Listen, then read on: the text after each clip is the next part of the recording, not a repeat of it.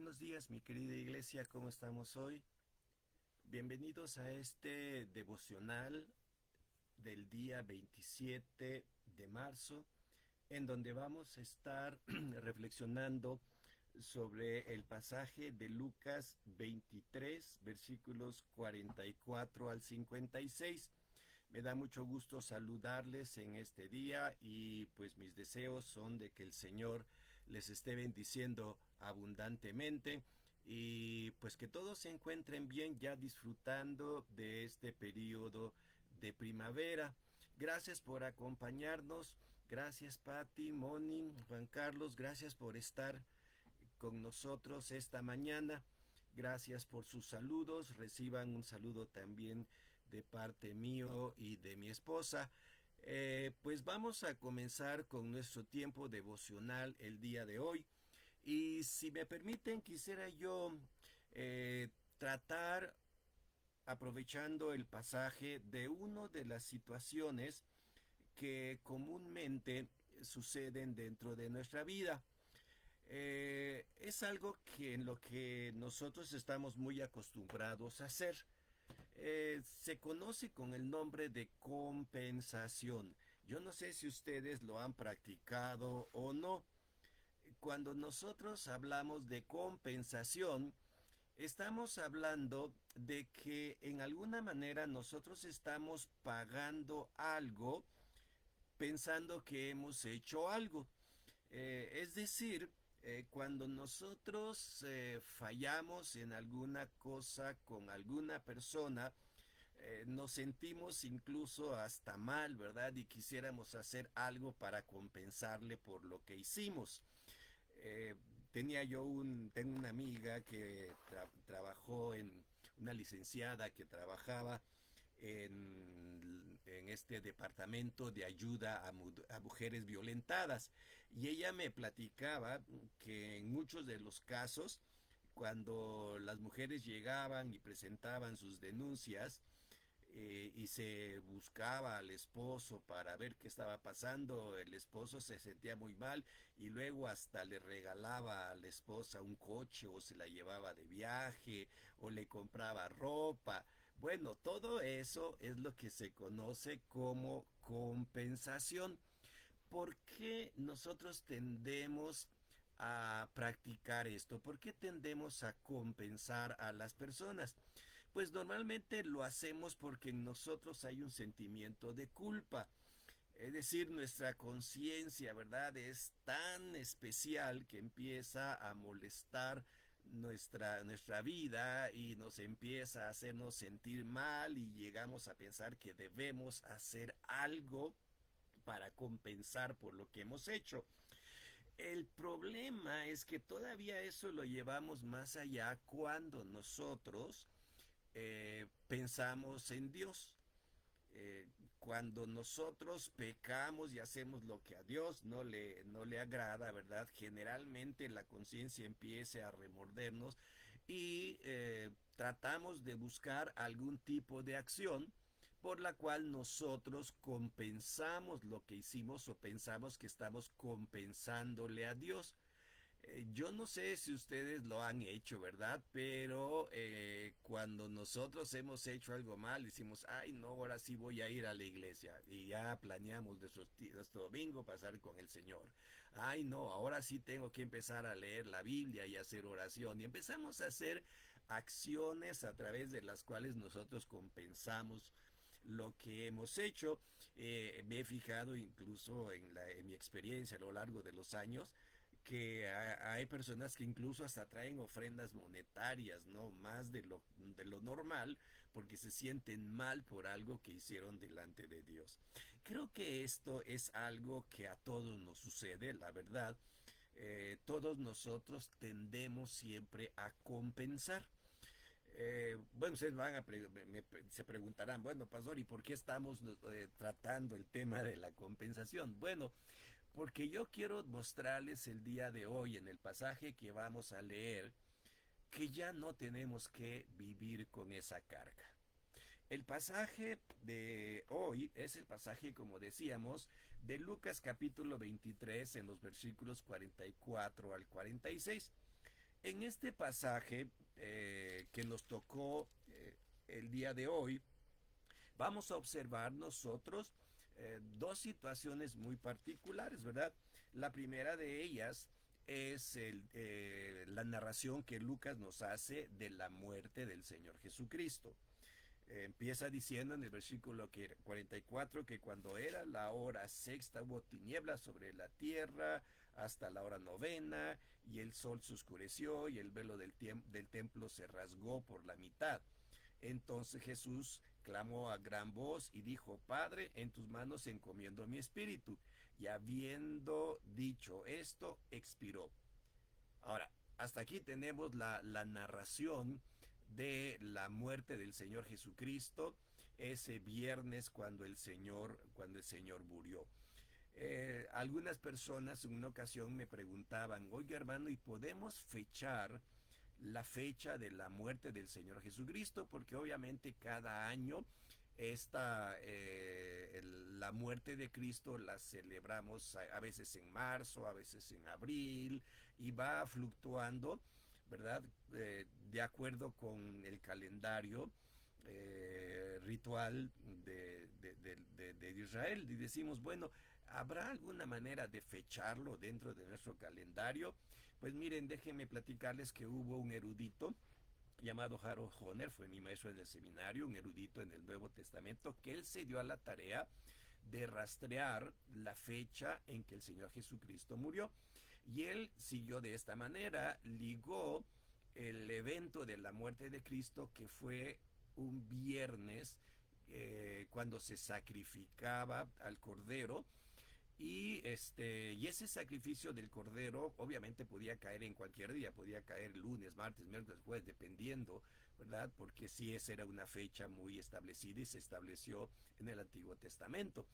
Bien, pues él lo que hizo fue esto, tomó la fecha del sacrificio del cordero pascual, y se dio cuenta de que en aquel año el sacrificio se realizó antes del día sábado, o sea que cayó junto el sacrificio con el sábado, por eso era una conmemoración muy, muy especial, porque era el sacrificio y además el día sábado. Entonces él se dedicó a buscar en qué años de la historia, ya poniendo nuestro calendario, había caído esa fecha donde se juntaba el viernes con el sábado, ¿verdad? Y entonces llegó y se dio cuenta de que en el año 33 eso había ocurrido. Entonces se puso a buscar en qué fecha cayó ese día el sacrificio de la Pascua, y se dio cuenta que había caído ese año en el día 3 de abril, perdón, el día 3 de abril. Entonces el 3 de abril del año 33 fue cuando el Señor Jesucristo murió según nuestro calendario. Eso fue el día de expiación de ese año. Muy bien, eso sucedió ese día. Pero lo curioso que observamos es que en ese día de expiación, ese día de la muerte de Cristo, algo trascendental sucedió. Y volvemos a nuestro tema. ¿Qué fue lo que sucedió? Dice la escritura en el versículo 45 que el sol se oscureció y el velo del templo se rasgó por la mitad. Ese velo que hacía la separación entre el lugar santo y el lugar santísimo, a donde nadie podía entrar, de pronto queda abierto y la presencia de Dios queda expuesta a todos. Es decir, en ese momento todos tenemos ya acceso a la presencia de Dios. Todos tenemos libertad para entrar a la presencia de Dios. Curioso es que Lucas haga esta observación, porque después empezamos a observar cómo la conciencia de la gente empezó a remorderles. El centurión, dicen del versículo 47, dio gloria a Dios, dijo, ahora sí la regamos. Verdaderamente este hombre era justo. Se dio cuenta que había actuado mal. La multitud que estaba presente también dice que viendo lo que había acontecido, se volvían golpeándose el pecho. Pero todos los conocidos y las mujeres que habían seguido a Jesús desde Galilea estaban alejados.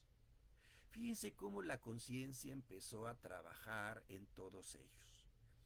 No solamente sucedió eso, sino que en el versículo 50 nos dice también que un varón llamado José, que era de Arimatea, una ciudad de Judea, que era también miembro del concilio, o sea, de los que habían mandado matar a Jesús y que era un varón bueno y justo, que él también esperaba el reino de Dios y que no había consentido con los hechos, fue a Pilato y pidió el cuerpo de Jesús y quitándolo lo envolvió en una sábana y lo puso en un sepulcro abierto en una peña en el cual no se había puesto a nadie.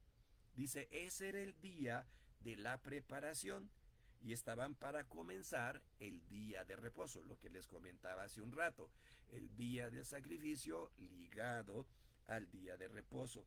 Y las mujeres que habían venido con él desde Galilea siguieron también y vieron el sepulcro y cómo fue puesto su cuerpo.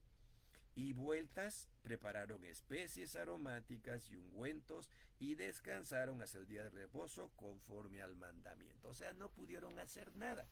Aquí vemos entonces en la narración cómo hay diferentes acciones, diferentes actitudes, algunas de remordimiento, ¿verdad? Y otras de, pues, de franco fracaso, es decir, no podemos hacer absolutamente y se rindieron.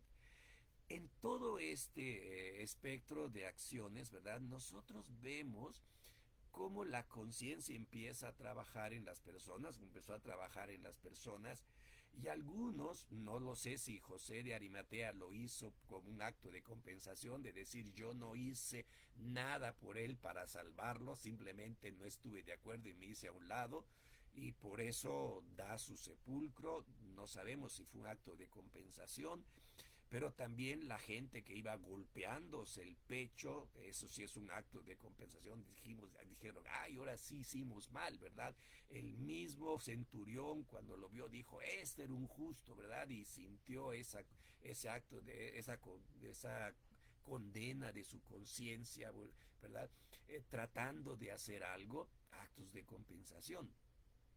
Lo curioso del asunto es que en medio de toda esta situación, lo que vemos es algo que a nosotros nos ayuda mucho, hermanos. Y es esto. Este sacrificio del Señor Jesucristo hace innecesarios los actos de compensación. Qué bonito es saber, hermanos, que ahora nuestra relación con Dios es una relación abierta. No digo que sea perfecta, ¿no? Porque nosotros no somos perfectos.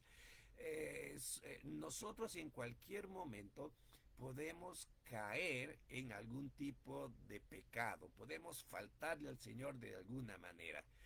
Miren, la lección que sacamos ahora de este pasaje es esta. Al morir el Señor Jesús, ya no es necesario que nosotros estemos buscando actos de compensación.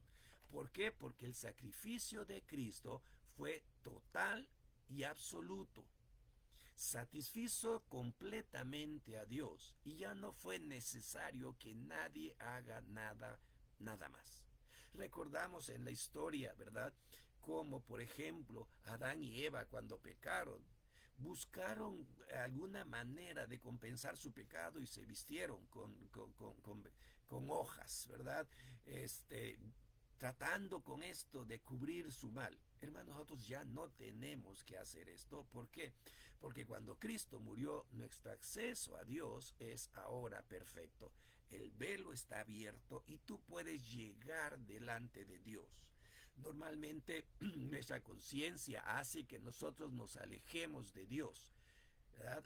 No lo hagamos. Mejor hagamos precisamente lo que Juan nos dice en su primera carta. En lugar de buscar nosotros actos de compensación, lleguemos delante de Dios y como dice en 1 de Juan 1:9, confesemos nuestros pecados. Si confesamos nuestros pecados, dice la Escritura, Él es fiel y justo. O sea, Dios va a acudir al sacrificio de Cristo. ¿Para qué? Para limpiarte de todo pecado y librarte de toda maldad. Nuestra relación ahora con Dios es una relación que se establece sobre la base del sacrificio de Jesucristo. Fíjense, ya no tenemos que estar compensando. Ya no tenemos que hacer nada por agradar a Dios para que me perdone. Si lo vamos a agradar es porque queremos agradarle. Si vamos al servicio es porque deseamos aprender de Él, porque deseamos decir qué grande es nuestro Dios y las cosas grandes que ha hecho en nuestra vida. No lo hagamos por un acto de conciencia, por un acto de compensar. Cuando nosotros cometamos algún mal contra otra persona, no busquemos compensar. ¿Sí? Obviamente, si le hemos hecho un daño de algún tipo, bueno, démosle lo que le hemos, en lo que le hemos dañado, recompensémoslo, pero no para perdonar y para limpiar nuestra conciencia, sino porque es un acto justo. ¿Sí? Entonces, vivamos una vida diferente el día de hoy, pensando que no necesitamos compensar nada. ¿Sí? Porque Cristo murió en la cruz. Y a Dios no le debemos nada. Al contrario, lo que le debemos es gratitud, amor. ¿Por qué? Porque Cristo llevó nuestros pecados. Entonces, hermanos, ahí tenemos el camino ahora. El camino de una confianza plena en lo que Dios hizo por nosotros y también la confianza de que si llegamos con confesión, con arrepentimiento verdadero de nuestra parte, Dios nos va a perdonar de todo pecado. ¿Por qué? Porque Cristo ya pagó por ese pecado. Espero que estas lecciones que nos deja aquí Lucas, ¿verdad?, nos ayuden para poder seguir en una vida que agrade y que sirva al Señor. Bien, hermanos, pues ahí tenemos las lecciones. Gracias nuevamente por sus comentarios. Deseamos que el Señor les siga ayudando y les siga bendiciendo, lo siga ayudando grandemente en estos días. Y nos estaremos viendo primeramente en los servicios, ¿verdad? El día de hoy. Ya empezó el primer servicio, pero siempre está el segundo y el tercer servicio a las 9 y a la 1, perdón, a las 11 y a la 1 de la tarde. Así que les esperamos y esperamos vernos por allá. De mi parte, que Dios les bendiga a todos. ¿Les parece si terminamos cerrando con una oración para darle gracias a Dios por el perdón que nos ha dado? Les invito para que oremos juntos. Padre bendito, te damos gracias porque tú has perdonado nuestro pecado, nos has dado una nueva oportunidad, una nueva vida. Nos has dado la oportunidad de vivir contigo y de poder tener acceso a tu presencia. Gracias por tu bondad, gracias por tu amor y gracias por la limpieza que nos das con la sangre de Jesucristo. Gracias porque ese perdón y esa limpieza y esa relación contigo ahora son relaciones eternas, Padre, que nadie va a cambiar, porque se basan en el sacrificio de Jesucristo, no en nuestras propias obras. Gracias, Padre, en Cristo nuestro Salvador. Amén. Que Dios les bendiga, hermanos, y nos estaremos viendo por acá dentro de 15 días. Dios les bendiga a todos.